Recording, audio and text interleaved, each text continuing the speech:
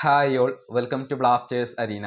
Kerala Blasters പുതിയ ഉടമസ്ഥരെ തേടിക്കൊണ്ടിരിക്കുന്ന ഒരു സമയമാണ് ഇത്. IBS കമ്പനിക്ക് കേരള ബ്ലാസ്റ്റേഴ്സിനെ സ്വന്തമാക്കാൻ താല്പര്യമുണ്ട് എന്നുള്ള റൂമറുകൾ പുറത്തേക്ക് വന്നിരുന്നു. അതിലെ കൂടുതൽ പുരോഗതികൾ ഇനിയും പുറത്തേക്ക് വരേണ്ടതുണ്ട്. ഇതുമായി ബന്ധപ്പെട്ട ഒരു അപ്ഡേറ്റ് ഇന്നലെ സില്ലീസ് നൽകിയിട്ടുണ്ട്. അതായത് ജർമ്മൻ ക്ലബ്ബുമായി ഒരു കൈകോർക്കാനുള്ള ഒരുക്കത്തിലാണ് കേരള ബ്ലാസ്റ്റേഴ്സ് ഇപ്പോൾ ഉള്ളത് എന്നാണ് സില്ലീസ് റിപ്പോർട്ട് ചെയ്തിട്ടുള്ളത്. ജർമ്മനിയിലെ 2ാം ഡിവിഷനിൽ അഥവാ ബൂണ്ടസ് ലീഗ 2-ൽ കളിക്കുന്ന ടീമാണ് ഹാനോവർ 96. അവർ കേരള ബ്ലാസ്റ്റേഴ്സുമായി കൈകോർക്കാനുള്ള ഒരുക്കത്തിലാണ്.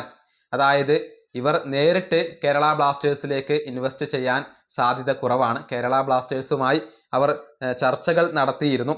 പക്ഷേ പ്രശ്നം എന്തെന്നാൽ അവർക്ക് നേരിട്ട് ഇൻവെസ്റ്റ് ചെയ്യാൻ അതല്ലെങ്കിൽ കേരള ബ്ലാസ്റ്റേഴ്സിനെ ഏറ്റെടുക്കാൻ ഇപ്പോൾ താല്പര്യമില്ല എന്നുള്ളതാണ് അറിയാൻ സാധിക്കുന്നത്.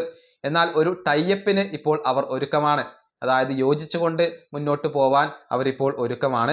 കേരള ബ്ലാസ്റ്റേഴ്സും ഹാനോവറും തമ്മിൽ ഒരു MOUയിൽ സൈൻ ചെയ്യും, അഥവാ ഒരു ധാരണാപത്രത്തിൽ സൈൻ ചെയ്യും എന്നാണ് ഇപ്പോൾ അറിയാൻ സാധിക്കുന്നത്. കാര്യങ്ങൾ നല്ല രൂപത്തിൽ മുന്നോട്ട് പോവുകയാണെങ്കിൽ ഹാനോവറും കേരള ബ്ലാസ്റ്റേഴ്സും തമ്മിൽ ഒരു ധാരണാപത്രത്തിൽ ഒപ്പുവെക്കും. അത് കേരള ബ്ലാസ്റ്റേഴ്സിന് ഗുണം ചെയ്യുന്ന ഒരു കാര്യമായിരിക്കും. കാരണം അതുകൊണ്ട് ഒരുപാട് നേട്ടങ്ങൾ അവിടെയുണ്ട്. ബ്ലാസ്റ്റേഴ്സിൻ്റെ അക്കാദമിയിലെ താരങ്ങൾക്ക് ജർമ്മനിയിൽ പോയി ട്രെയിനിങ് നടത്താനുള്ള ഒരു അവസരം ലഭിച്ചേക്കാം.